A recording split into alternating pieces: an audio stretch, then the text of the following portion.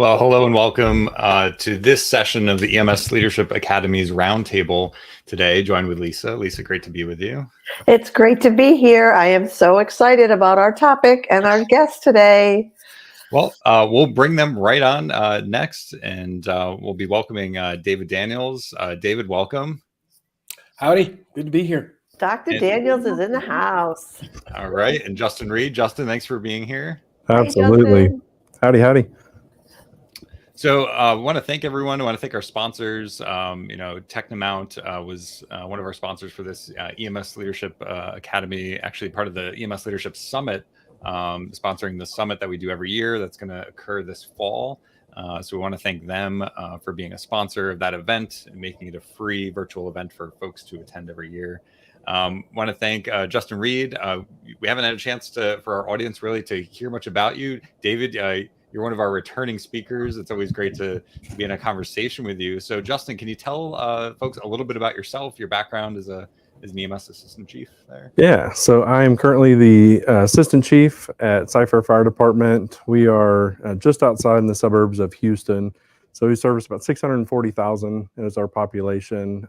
Pretty decent sized service, a lot of fun. I've been here now 6 years.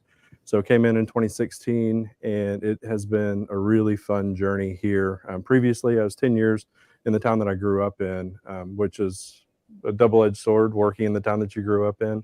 So that was fun. Did 10 years with ESD5 and came here, and I have had the amazing fun and freedom to be able to kind of innovate here. So finished my undergrad in EMS at Western Carolina. We were the first to have an undergrad in EMS in 1981.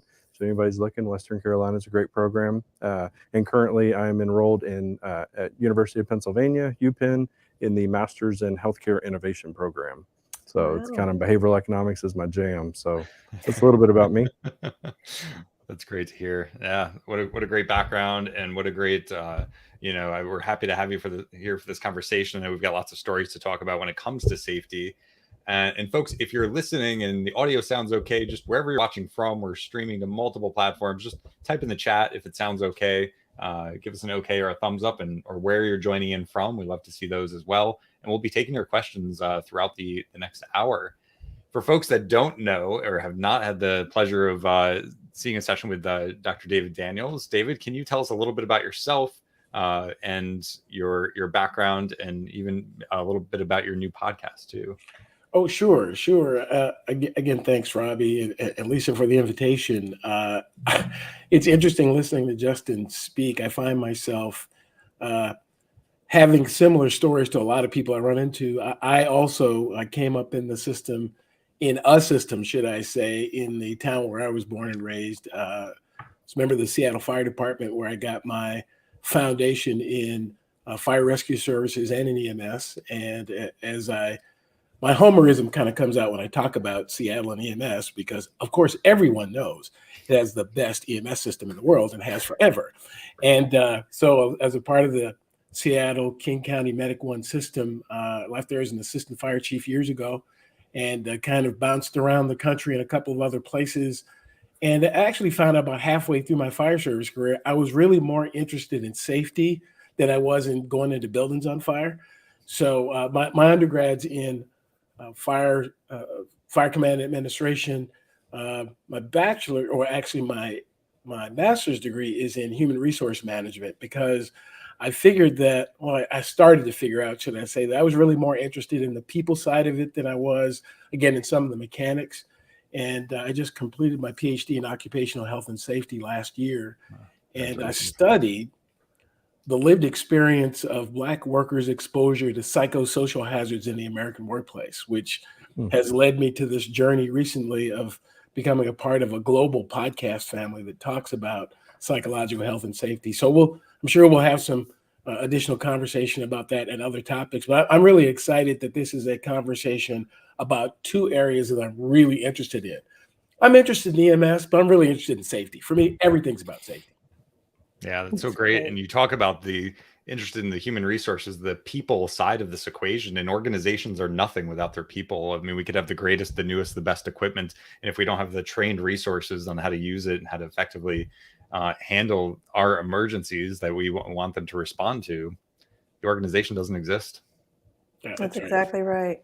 That's Absolutely. exactly right. And we've got folks joining in from around the country. Mike, just good to see you there, from around the world. George, I believe, from South Africa, and we've got all sorts of folks joining in. So thanks for just making sure we can you can hear us okay. And really, the first part of this conversation, we wanted to talk about maybe innovations in equipment. What are the physical safety elements that makes an organization and protects the people in an organization? And then the second half of this conversation, really, we wanted to dive into some of the just culture, the safety reporting systems, the psychological safety. We can all nerd out on that. I know that for a fact, and we have. Absolutely. So let's first thing, when it comes to equipment and safety, we did want to put a financial disclosure out there that the Technomount company, a Canadian company, their team does a great job advocating for safety, and they are a sponsor of our EMS Leadership Summit, and we thank them for that. And we've had some great conversations with the Technomount team, and they've made some introductions, and I think that's actually how I met Justin. They put me in contact with you because your organization actually uses this equipment. And maybe if you don't mind sharing a little bit about a story. I know you've got a story of how your organization came about wanting to improve physical safety. Yeah, no. So I have no financial disclosures to Technomount. I tell people all the time, like, if I believe in your product and in your team, then you get a free salesman for life. So if anybody's watching, this seems like a sales pitch. It is, because it's actually a really good product. Yeah. So we started with Technomount 5 years ago. We were watching a video of Canadian paramedics, and we saw on the stretcher this little device. And so we paused it, zoomed in, zoom enhance.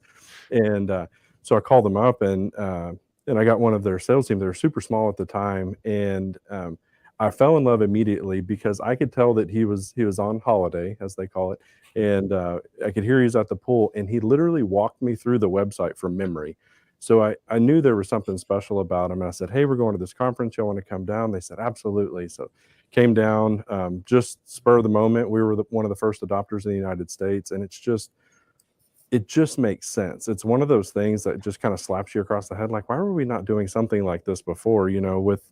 So specifically, we started with their cardiac monitor mount, and we hang it on the back of the stretcher. We set it on the action area. We set it on the bench seat. Sometimes we'll seat belt it in, but you have this 10-kilo massive flying object that God forbid you get into a rollover. That thing is just, you can do all the stuff you want in the world, but that thing smacks you in the head. You got serious problems. And so in talking with them, one of the things I loved was, one is their focus on safety. So, this device is crash rated. I think they stopped at like 30 Gs because essentially the mount would still be there and there would be no ambulance, right? So, okay, cool. That was a good stopping point. So they had us on, it's tested, it's validated, but then I'm like, are my crews going to actually use it? So we got it in, we kind of played around. It's really nice. It's modular. Another piece, I'll get back to our testing, but what I liked about it was it's modular. They could have made a huge racket and say, "Hey, if you change monitors, you have to change the whole system." But no, the clamp is, changed if you get a different stretcher. The arm stays the same. If you get a new monitor, you just buy a new base for it. It's really nice. So anyway, so we get the product in, and the crews were kind of hesitant at first, but as soon as they saw it, they clicked. They were like, "Why were we not doing this before?" So we did a nice rollout. It has really nice ball bearings in it, so it pivots, but it even with a rough riding ambulance, it won't bounce around and spin. So the crews loved it. We did have we had pretty quick adoption of it, but we did have some of our laggards, and they were saying, "Oh, that's inconvenient. You got to put it up there," and things like that. But after a while, we got validated. One of my paramedics left, went to Tennessee, and he texted me. He was like, "Chief, I sure miss that Technomount," and he was one of our biggest naysayers.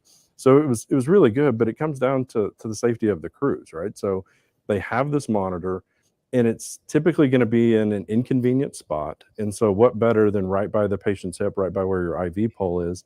And the other secondary benefit we saw is it gives the crew something to engage with the patient because it's sitting right there in front of them. And so it's kind of like, especially a new paramedic, they're like, "I don't know what to talk about." You're like, talk about what's right in front of them. Talk about their vital signs. So it's been great. We had a few hiccups, trying to figure out which side our cath labs load on, because you shouldn't drop the monitor down. And so it's been a fun experience. We've had it for 5 years. We still have the same products.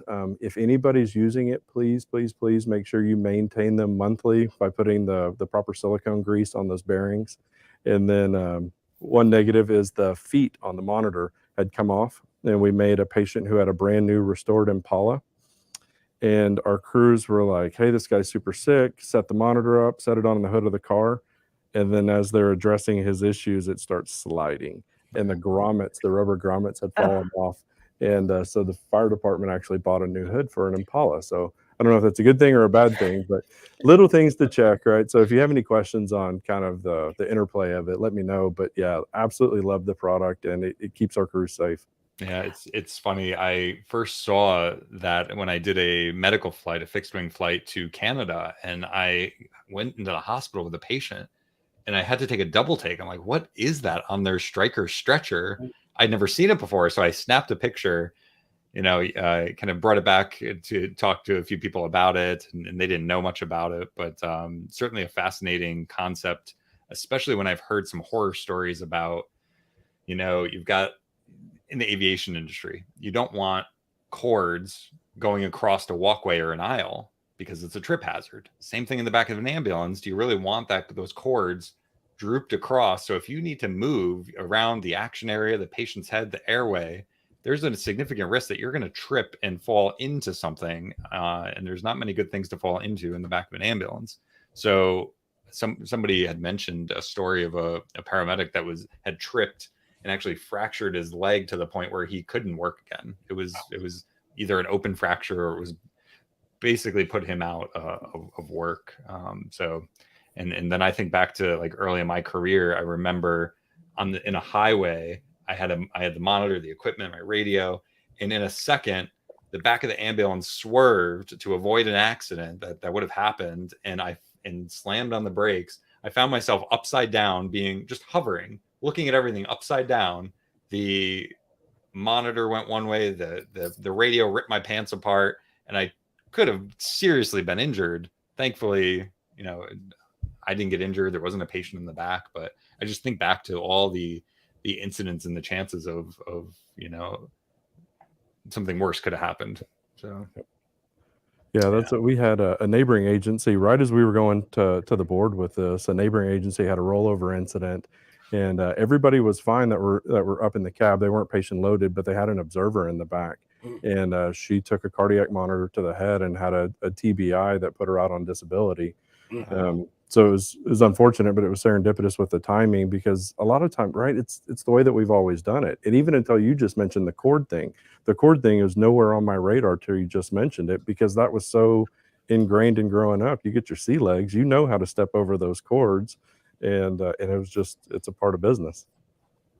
Yeah. I just wanted to mention as a follow-up, my organization that I work for full-time, the ambulance manufacturer actually reached out and said, hey, do you want to try this demo? Now, it's also a product I had been talking about for a few years. And so we get the demo, and it's just, I saw a crew using it, and they were fascinated by it. Kept all the cords just central to the patient. There was no tangled mess of cords, and it just sat there for the whole call. And that was like their biggest aha, like, this is pretty amazing. So, and Lisa, sorry. I was just going to say the message that it sends, that you're looking into those kinds of things, right? Not only are you saying, hey, we're innovative, we're not satisfied with the status quo, but we care about you message, that we're thinking of things you're not even necessarily aware of, because you're just doing your job and you're great at it, and you're just sort of stepping over things, but we're looking out for you. And I think that message is just loud and clear, and it goes a lot towards what we're going to be talking about with psychological safety. So these two things for me are just so incredibly linked. Yeah, absolutely. But even on the physical side, though, so physical hazards are just one of the 6 hazards you're going to be exposed to in the workplace. And the idea is going from the safety to safe. Safety is a noun. Safe is an adjective. And sometimes we get stuck on the noun. So we buy that piece of equipment, we do this particular thing, and it doesn't cause people to feel safe. They do it, they comply, but even the data, if you're doing data at all, because often what folks will do is they'll buy a new toy, they'll buy a new piece of equipment, and they just bought it because it was cool, but they don't really analyze to see whether or not this piece of equipment is doing what we intended to do. And continuing to look at it, because just because it worked 3 years ago, 5 years ago, 7 years ago, doesn't work now under the new conditions that we're going to put people under. Are we constantly paying attention to, does this act of this thing, this noun safety, does it make folks safe? And that's determined by the individual. No, you can't tell me what's safe for me. You can tell me, that my arm and my leg is broken, but if I'm committed enough to doing the thing the way that I did before, I'll go out and do it that way again. I really will, until you can help me make the connection that this thing that we are purchasing, researching, trying to figure out is ultimately to help you feel and be safe. There has to be the human connection there. And I just love what Justin talked about, the importance of having the end users decide whether or not we should keep using this stuff or not. Because, I've sat in those offices and those meetings myself with, all the really smart people, a lot smarter than me, I guess, because they come up with all these great plans and we've got the thing, we've got the budget, we've got all the stuff going on, and we never check it out. In some cases, literally never check it out with the people who have to use it. Well, look what we've bought. Don't you love it? Aren't you happy? Aren't you enjoying yourself? And folks kind of look at themselves and go, well, I don't know what they ask. Do they want us to tell them the truth? Or that's the important part of this entire process. You find a great tool, you find a great system, make sure it's great for the people who actually have to use it. Yeah, Dr. Daniels, I'll dovetail into that. This isn't something that we talked about ahead of time, so I apologize. I'm going to keep it short though, but exactly what you're saying is, so we're working with, it's called the Learner Project through the National Science Foundation. And what the goal is, it's Learner Project Convergence Accelerator. The goal is to take this new innovative tech and rapidly implement it for emergency responders, because, right, we're always the last to adopt anything in safety, and we're always the last in anything that's healthcare related tech. So what we're currently in, maybe in a little bit, I'll grab it and pull it over. Actually, to my left right here, I actually have an exoskeleton.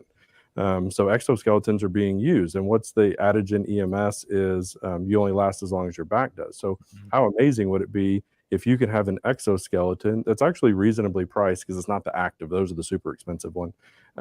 And maybe it's on the truck. It costs, less than a Lucas device to have 2 of them on a truck and have it. And so there's this really good idea, but where Learner comes in is we've partnered with Texas A&M, and what we're doing is we're actually validating, does it work, right? So all of their PhD students are coming in next week. They have kind of like a video game, all these motion tracking devices.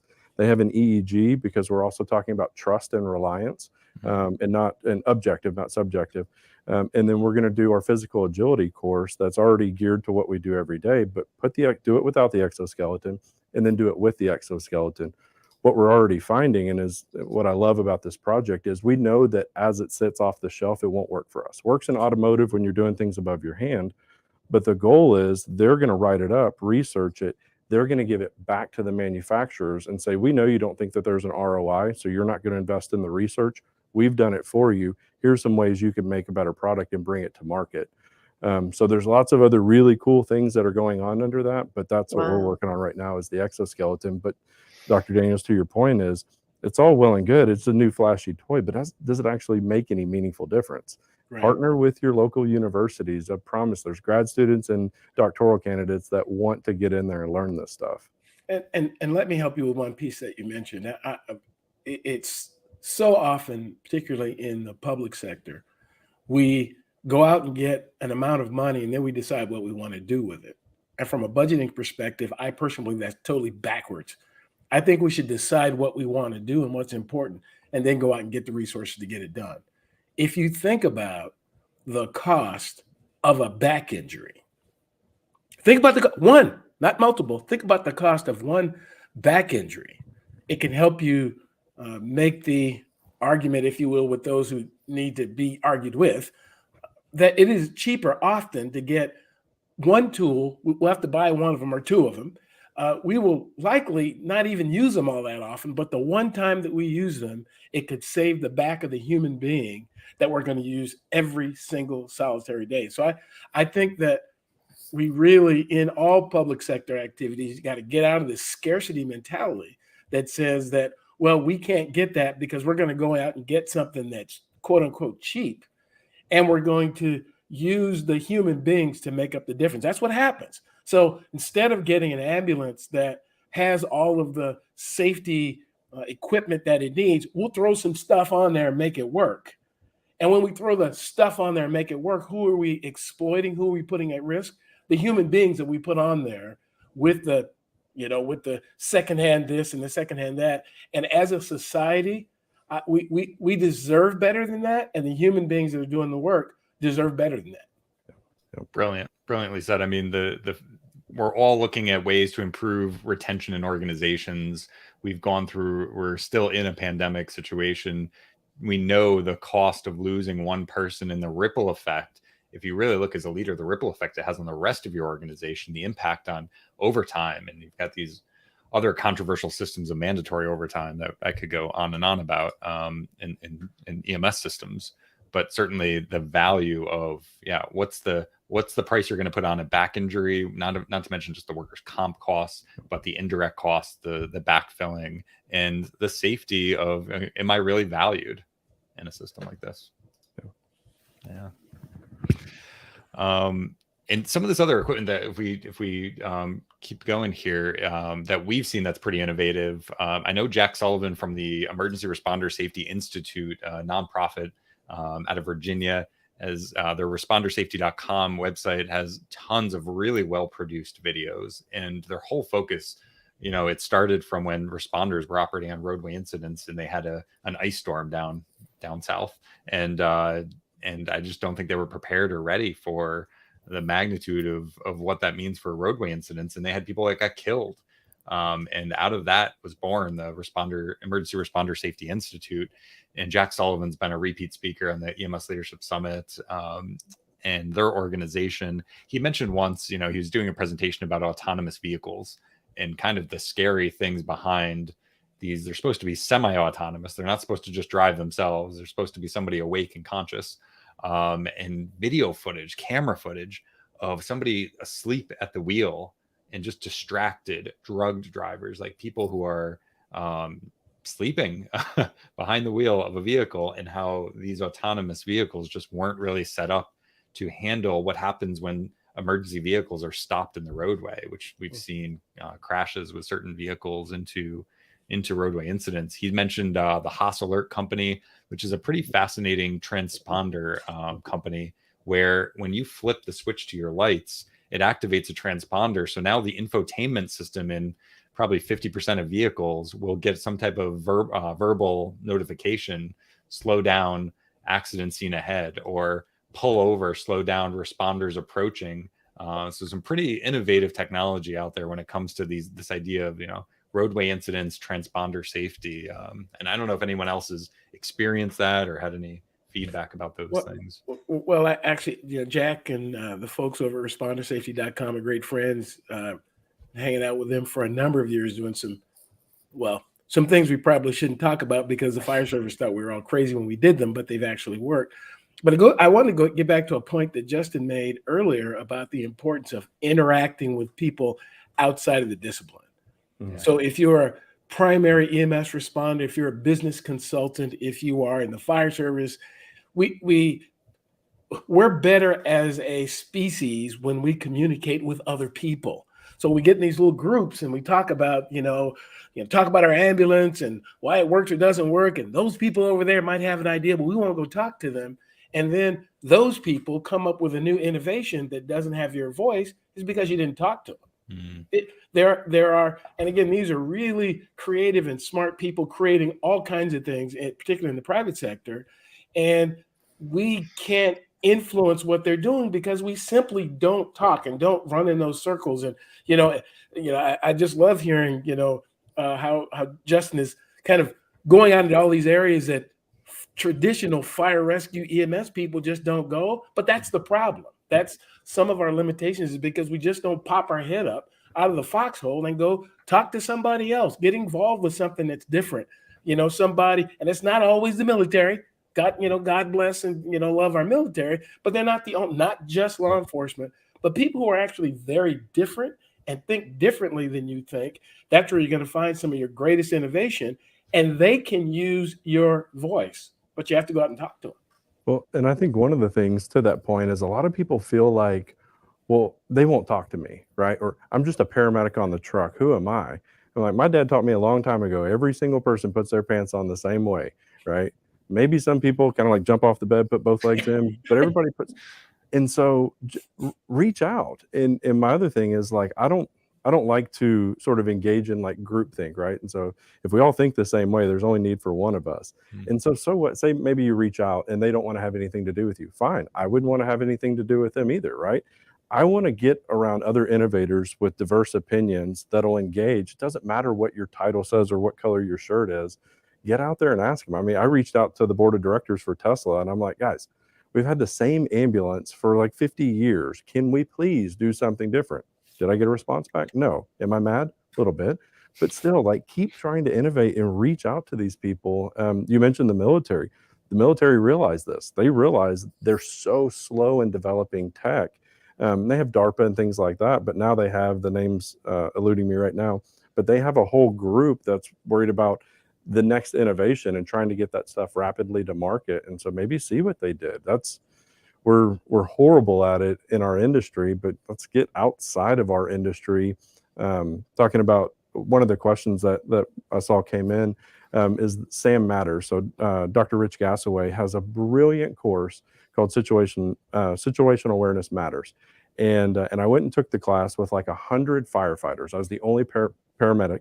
That's why I keep the beard, so I distinguish myself. I was the only paramedic, and they're like, "Are you getting anything?" I'm like, "Oh, this is a wealth of knowledge." Because if you have any snap to you, you can take the concepts that he's talking about and apply them to you.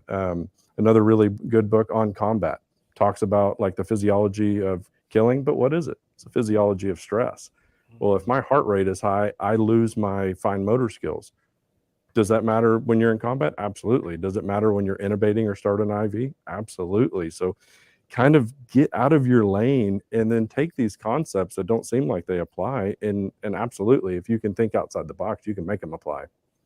It's so great you're saying that, because actually that's how Robbie and I first connected. As I was giving a speech and the chief of the organization he was a part of gave him my card and we sat down and talked. And I had not ever worked in an EMS organization, but he was saying the same thing I was hearing in all the other for-profit and nonprofit organizations, the same problems. It didn't matter. So with him bringing me in, it allowed us to really make a difference in his organization. So then I went out to other EMS organizations and they're like, la, la, la, la, la, like, because I wasn't a paramedic or an EMT. I didn't run an organization, despite my however many years of experience and success I had had at that point with organizational change. And so that's when, I got back in touch with Robbie and I'm like, I really think we can make a difference, but we got to do this together. And that's what's really worked is, now both of us really talk about leadership and making a difference in organizational change, but it's heard better because of our partnership. And I think that, being able to hear from people who aren't in your industry is the mark of a great leader, frankly. Because if you're so siloed that you're only, looking to other people in your in the EMS field, then you're missing out. And I've learned so much from every single organization I've worked with. But what's funny is I worked with actually in a nuclear reactor teaching engineers who are all managers. And they had the same conversation. You don't understand because you're not an engineer, as EMS has. You don't understand because you're not an EMS. Every single industry I've ever worked at thinks they're special. But, the bottom line is we're all human beings. And, not only do we put our pants on the same way, we make up stuff about life the same way, right? We all have stories that we're telling ourselves that we believe. We all have interpretations about life that look real to us. And if you know that about human beings, then, you can go really far in making a difference with them. Absolutely. I did my graduate school work, and half of the class probably was in the healthcare field. The other half of the class was in industry. And I was fascinated by the conversations in like, well, I'm in this healthcare track. And at the same time, I want to learn about other areas of healthcare, but I want to hear about what industry is doing, and vice versa. They were just as interested to hear about how we in healthcare, or how like me in public safety, essentially, it's the only one in the group, deal with certain issues. And it was great to have those dialogues, those conversations, to meet people, that are just in a parallel lane on the superhighway of life here. No, that's one of my things I'll get on my soapbox, but I'll try not to, is for everybody that listening, like in EMS, we are healthcare, right? We just do it outside the hospital system, but we are healthcare, and we have to realize that, and then get our seat at the table that we are healthcare. It's like at Penn in the MHCI program, this is the 6th cohort. I'm the first pre-hospital healthcare provider in the program. And Robbie, to your point, it's like they are amazed and fascinated and want to gobble up all the information. I'm like, no, stop. Like, I love to talk, but I really do want to hear what you guys are doing, and not just me talking at you. Right. But yeah, I mean, we absolutely are healthcare, and we got to start respecting ourselves in that way. That's right. One other thing about safety, I know this is sort of going to probably seem like a right or left turn here, but it came up a lot. It came up last year, I think, in our summit. We're talking about physical safety from a point of view of patients who are out of control, right, or patients who are maybe under substance abuse, or under some substance or something like that. And we had a speaker whose name is escaping me, Robbie, you probably remember, but talking about organizations needing to provide education to people about how to keep themselves physically safe, or to defend themselves against possible patient interactions, or family members of patients, or getting in those kinds of situations. And I was just wondering, if you have anything to add about that, because we've gotten some questions about that prior to the roundtable today. And a couple of questions coming through around situational awareness, how to better prepare providers for being in those violent situations. I know in the policing industry, they spend 90, 180 hours on restraint, on proper procedures, and that's almost the entire EMT basic curriculum. But that's what they're focused on. They know it can cause issues, and they've actually created training to help people deal with those situations. So when we talk about safety in general, and again, I think I mentioned a little bit earlier, there are 6 hazards that you can be exposed to in the workplace: biological, chemical, ergonomic, safety, physical, and psychosocial. So what we've just discussed in terms of how other human beings react, whether or not they are what we perceive to be violent, whether or not they are impaired, those are in effect psychosocial hazards that we, as employers, if you are the ambulance service, or if you are the director or the lead paramedic, you are exposing other people to that hazard. And one could argue by Section 5 of the OSH Act that you have a responsibility to protect people from recognizable hazards. Recognizable hazards. It is not a surprise that a person that you're responding to, who is under the influence of a hallucinogenic pharmaceutical, is going to be reacting a little bit different than someone who's sitting behind their desk.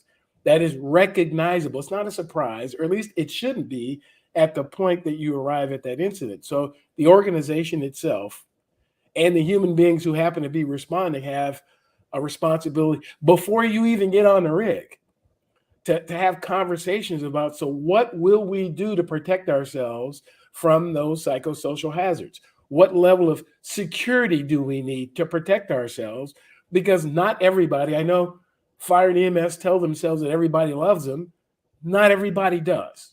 Not everybody. There are a handful of people out there who don't care much for you. They just don't. They don't care for you as a provider. They don't care for you as a part of government. They don't care for you based on all kinds of other characteristics. So the organization who decided to go out and get a license to become a provider needs to think about this more comprehensive approach to safety. It is more than just wearing a seatbelt and making sure that there's a fire extinguisher in the back of the ambulance. It is this comprehensive approach. And if you approach it in that way, more comprehensively, that means every single solitary hazard that you might expose people to, you're going to make sure that people have a plan in mind, a set of resources at their disposal. And that whole, how do we assess and mitigate hazards? It doesn't matter what the hazard is. What is it? And what are we going to do about it? It's really quite that simple. What's the hazard? What are we going to do about it? We can't eliminate all of them. So what is it? And what are we going to do about it? And David, you're mentioning these psychosocial, hazards, and I think I dropped a link in the chat for anybody that if you want to just spend a few seconds or a little bit talking about your research into this, because when I took this survey, I found myself answering pretty chronically exposed to everything. So it was quite an eye-opening survey for me. If you could just. So as a part of my research, I was trying to figure out what was going on for people who were exposed to psychosocial hazards in the workplace. And again, my research is slightly different than, William Kahn and Amy Edmondson, where they talk about psychological safety as a leadership management construct. Very important, really critical that we have environments where people feel safe to bring their whole selves. But I looked at it as an occupational safety. We talk about hazards, and this is a hazard. As a matter of fact, it is a legitimate hazard in most countries around the world. It isn't in the US, and that's a whole nother conversation for another day. So I developed this inventory to help people just see whether or not you heard of this stuff before. And, rather than getting into a really deep and academic conversation about what you do about the hazard, if you don't recognize it, you can't do anything about it. So what the inventory does is it simply asks people, are you chronically exposed to this? Are you kind of exposed to it occasionally? Have you not been exposed at all? And in order to know you've not been exposed, you have to know what it is. But in most cases, I get people who just say, I'm unsure. And if you're unsure, people move on to the next thing, because you'll see something in the inventory and go, I don't know what that is. You move on. And it is, I think, insightful for people to see that. And again, this list, so I have to be honest, I didn't create the list itself. The list is based on a new standard that was published about a year ago, ISO 45003. It's not a prescriptive standard, but it is a descriptive standard that says, here are the things that you can do to help people feel safe. And again, you don't have to start from scratch. I know folks like starting from scratch, but this is an international standard that you can access. Anyone can get a copy of it and use it if they see fit. But I thought the inventory was a helpful tool, and that's what I used to interview the folks as part of my research.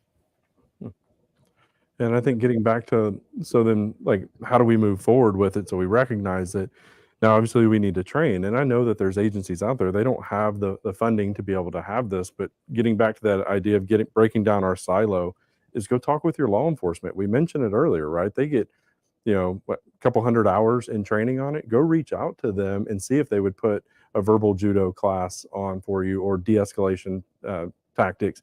Reach out to who else does this. So psychologists, psychiatrists, right? How do they de-escalate their patients when they're in crisis? And see, I'm willing to bet that they would come in for free, if not for marginal amount of money that I think you can afford. And, maybe bring a couple agencies together and you guys can host. But get out of our little world. There's DT4 EMS, which is a really good program for sort of de-escalation, but then also what do you do when things do turn physical? But again, get out of our little bubble. There's a great one inside our bubble, but there's lots of opportunity outside to be able to mitigate those hazards. And again, don't forget about bartering, because there is something that you can do as an EMS provider that a psychologist or psychiatrist cannot do. And they need their, what have you. They need their CPR training once a year. They need, an inspection, whatever it is. There are ways to barter between and again, it's an issue often for government entities to be able to do that legitimately, but it can be done. It can be done. It's simply sometimes you end up with with a memorandum of understanding between the two. We'll do this for you. You do that for us, and it's perfectly legitimate. But again, as Justin continues, and I just love that thought. We got to get out of the silos, because you're not going to the same level of thinking that got us into the problem won't get us out of it. Period. It just won't. And so we have to look at over the fence, talk to different people. And particularly on these issues where, come on, you got a problem. You know it, and so do I. You got a problem. You can't figure it out. Ask somebody else. Perhaps somebody has figured this out. Yeah, go teach your law enforcement bleeding control. They'll teach you verbal judo. Do it together, and now you have a massive force multiplier that's saving patients, providers, everything in one easy. They probably need some CEs. I don't know how it works for law enforcement, but teach that class, but bring them together, and then hey, you guys then teach the bleeding control. Perfect. Yeah, and then you're forming those relationships too, right? Which is so essential in the first responder world, right? To have those kinds of relationships, and if you're learning something side by side with someone, chances of developing relationships is so high. Yeah, I learned something at a program at Harvard University some years ago for those of us involved in state and local government, and talked about a lot of things, but the one that really stuck with me is relationships are primary and all else is derivative. And without that relationship, that's also why things sometimes do cost so much. It's a lack of relationship. Mm-hmm. Because the stronger our relationships are, and back to one of my other favorite books, the more trust you have, the less expensive things are, and the quicker you can get them done. And you build trust through building relationships, getting to know and getting to be in the space with people. That doesn't mean you can't do it virtually. I mean, we're having this conversation today across the wires, but it's being in these spaces together and sharing with each other. 99.9% of our DNA is absolutely the same. We have the same issues, the same challenges, the same concerns, the same. We have different uniforms. We have different other kinds of things where we've created these barriers, but our solutions are often with the person on the other side of the fence. Yeah, or even here's a novel idea too. I worked at Roadway Express as a consultant. I was on a team of consultants, and I was participating. And one of their tenets that they created was that the person closest to the task actually knew best, which flips the whole supervisory model on its head. And it was the most empowering conversation when people saw that, oh, I'm the one actually doing the task. I understand it better than anyone else in this organization. And so when decisions needed to be made, they were looped in, right? So you can not only ask questions, and I'm a huge proponent of, getting out of the silos, but we need to talk to our providers. We need to talk to the frontline people and get curious about what is their experience. Whatever my experience was, however many moons ago, is not the same as the experience now. And so thinking, oh, I know because I ran the ambulance for 10 years and blah, blah, blah, blah, blah, is BS. We got to let go of that too and say, no, I'm an expert in what I'm an expert in, which was 10 years ago, or the 10 years I did it, but I'm not an expert in what it is to do it now, and unless I'm doing it now. And even then, I'm only an expert in my own experience. I'm not an expert in the other person's experience. And so I just think that that's an important factor in this too. And as far as psychological safety goes, asking questions and allowing people to respond and having the freedom to respond honestly and authentically, and listening for what can I learn from this person instead of listening for how can I shut this person down. That's an essential component there. Yeah, that's actually one of the leadership lessons I teach. For those that haven't seen it, Ted Lasso on Apple TV, First season, probably some of the best leadership lessons you'll ever learn. But my favorite is be curious, not judgmental. And so in leadership classes that we teach here at the department, like I asked, how often have you been judgmental and then later on after the fact realize that their situation was totally different than you let out because you weren't curious, right? And so we teach that being curious, and we did that here with a supraglottic device that the crews were coming in saying that they kept failing and kept failing and kept failing. And I was honestly judgmental. I was like, it can't be that hard, right? So then we set up this tool. It's a big, long process. If we want, we can go into it, but our event reporting tool, and within a couple of weeks, we identified the issue. The guy who actually invented the product flew out, said, I know exactly where the failure is. And so we were able to overcome that. But I started out judgmental. I'm like, it's not rocket surgery. Like, seriously, you can place this thing. And then finally I was like, okay, maybe there's something to this, and we got the device. Sure enough, it was failed. But that's a whole nother soapbox I'll get onto with the psychological safety and clinical. But main point was be curious, not judgmental. Yeah, I find that there's also this, and it's a thing. There's a thing called fundamental attribution error, where we, as human beings, we focus in on the individual and what they are or are not doing at the time, and de-emphasize or kind of miss what's going on around them at the time. And environment has a lot to do with how people react or do not. Has a lot to do with it. So we can't, it's not an either or, it's both. We have to consider both the human being and how the human being is feeling and thinking and reacting, but also the environment that we put those folks into, because I haven't seen an organization yet who hangs a shingle and said, give me the absolute worst person with the most terrible skills and we're going to give you a job. Nobody does that. Nobody does that. So what happened?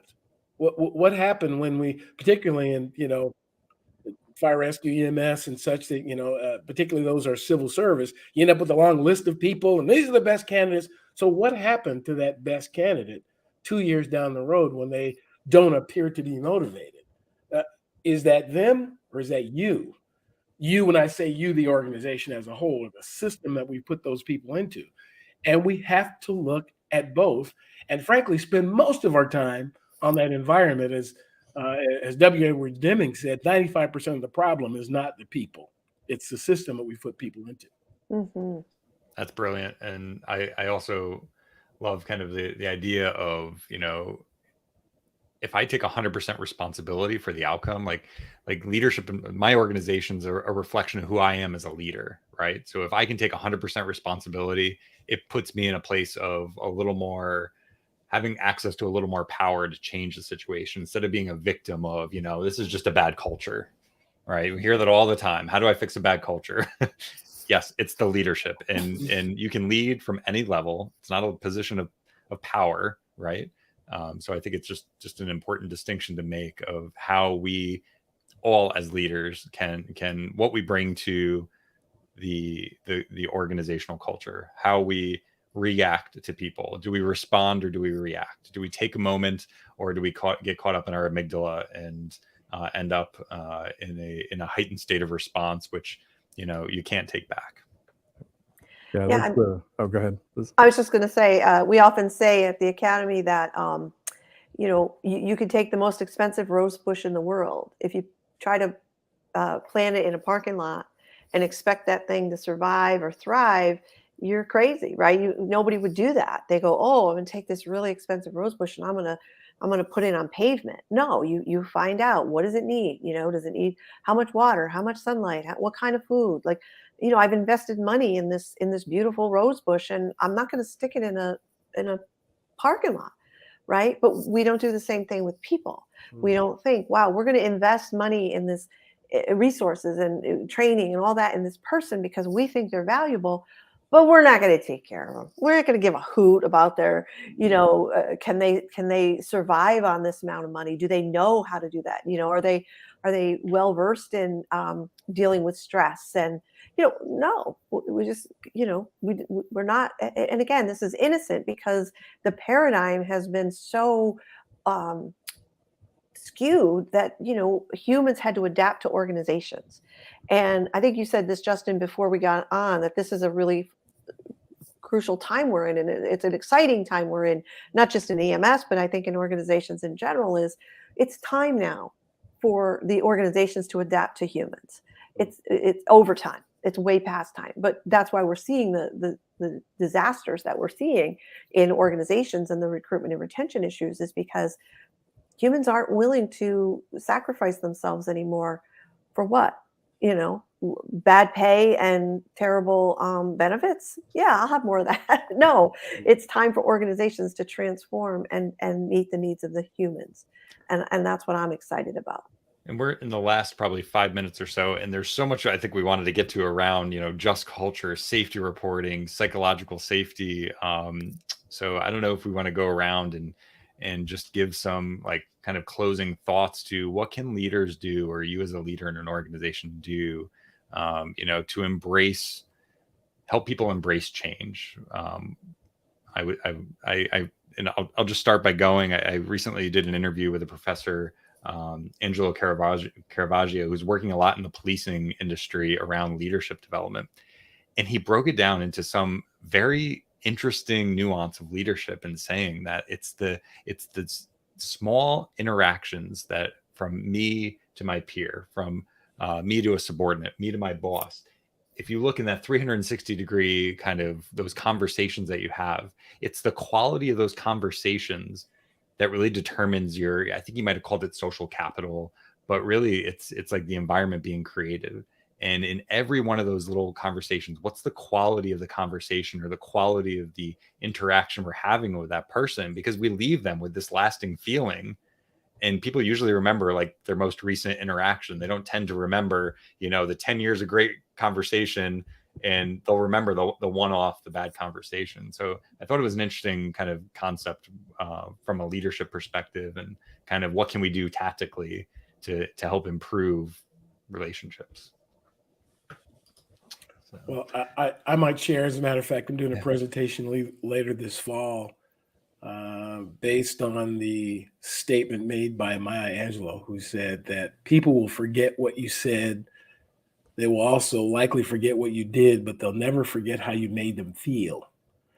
And I am of the belief that is the most important thing that you can do as a leader, is focus on how the system causes people to feel. That it's really important. We can, again, it's not about what you intended to do. It's how it landed with the person and how they felt about it. And I know that gets challenging for folks. And often it's not about necessarily getting people everything that they ask for. It's about coming across or having people feel that you tried or that you cared. That's often much more important than whether or not you can actually do it or not. Does this person actually care about me as a human being? So that if there's something to take away, if you can simply have the kind of relationship with each other, not what you do for people or to people, but with each other, that we feel that we are causing each other to feel safe and feel a part and feel the sense of belonging. All the other stuff gets a lot easier once we've got that kind of environment. It all gets easier because I'm willing to give, I'm willing to forgive that situation didn't go perfect, because, I know Justin cared about me when he did that. When Lisa said that, I know she felt, it landed with me that she was concerned about me. Robbie's the type of guy who cares about me. When folks have that kind of relationship, everything's a lot easier. Well said. Yeah, no, for me, I think the biggest thing is, I think with the caring, there's got to be a genuine authenticity to it, because your staff, they'll see right through it. But I think one of the fundamental things we have to change is we have to stop expecting our crews to be perfect every time. Back to the 95-5 rule, right? We expect our crews to bat 1,000 every single time. And that's just not reality, right? And so what do we do when they make an error? Well, it's easier to fire them, especially when there's like a negative outcome, which that's a whole nother topic. Outcomes shouldn't matter. But be curious about the system, right? And figure out why they failed within the system. And if you take the extreme ownership example, you'll realize most of the time you set them up for failure, but we never think like that. And so kind of one of my proudest things here at Sci-Fair is that I've said from day one, you'll never be fired for a clinical mistake. And that's 100% true 6 years later. I'll never fire anybody for a clinical mistake because mistakes happen. And if I create this culture of essentially there's people who make mistakes and get fired, and there's the people that cover them up, I'll never build a better system. So we have a really robust error reporting system here. And we had to validate it first by being anonymous, but now it's like, I don't care that you gave fentanyl instead of ketamine. Do I care? Absolutely, I do.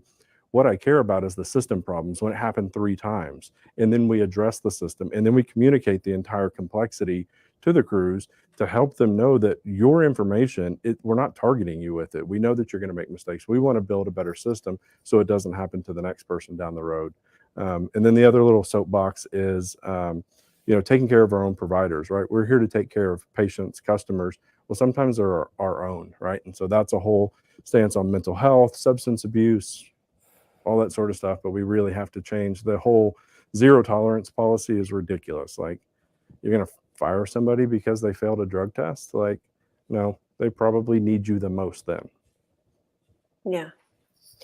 Yeah. And I so align with what everyone has said so far. I could talk about that. I want to bring one other possible sort of angle into here that keeps coming into mind. And I think it goes back to what Justin said about, don't be judgmental, be curious, right?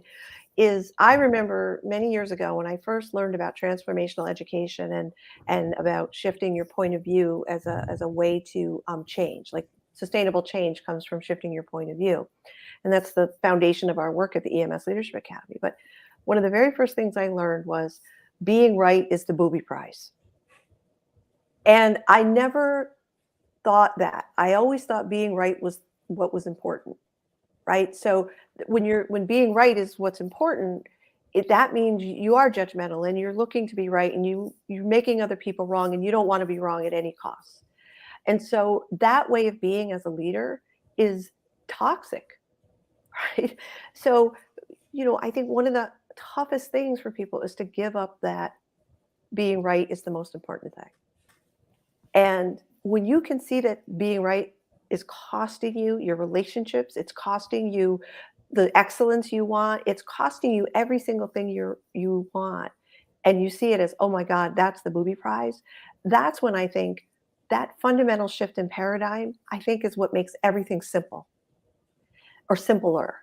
People talk about these issues as complex, and anytime we intellectualize anything, we can make it complex. I think the bigger thing here is this is simple. Treat people the way they want to be treated. Somebody coined that the platinum rule, right? Not the golden rule of treat people the way you want to be treated, but no, treat people the way they want to be treated. Recognize there's a human being over there. Humans, we connect from human to human, makes everything simple, right? Just like you said, David, everything becomes easier. It's like things get resolved inside of those relationships. But if being right is in the way, you can't connect with another person. And so, I just think that that's again, an innocent misunderstanding that we have as leaders, is that we have to have the answers, and by golly, we have to be right. And I just think that's the source of so much suffering and upset and toxic culture. Wow. Brilliantly said. I couldn't be happier with this panel today. Really great people in this world. Thanks everyone for joining us today. Thanks to Technomount for being our partner and helping promote a culture of safety. And certainly, Justin, thanks for joining in. David, it's always a pleasure to be in another conversation with you. Justin, we hope to hear more from you. I know our audience would love that. I know we certainly would. Absolutely. So let's do it again. Thanks everyone for joining us. And folks, if panelists can just hang on there. And yep, Lisa. I just want to say, for those of you who sent in questions and maybe they didn't get answered, or if you asked a question, we will take a look at those, and one of us will answer them as best we can. And also, we would invite you to check out emsleadershipacademy.com. We have a lot of free resources there, articles that are, may answer some of your questions. And then, of course, our EMS Leadership Summit is coming up in the fall, launching on September 20th through 24th. And we will have 30 plus speakers talking about EMS advocating, inspiring, and innovating. So we look forward to seeing you there. All right, and I'm going to play the intro again, just so folks can get some music on the way out, because I love That's this. pretty fancy. All right, everyone, stay safe.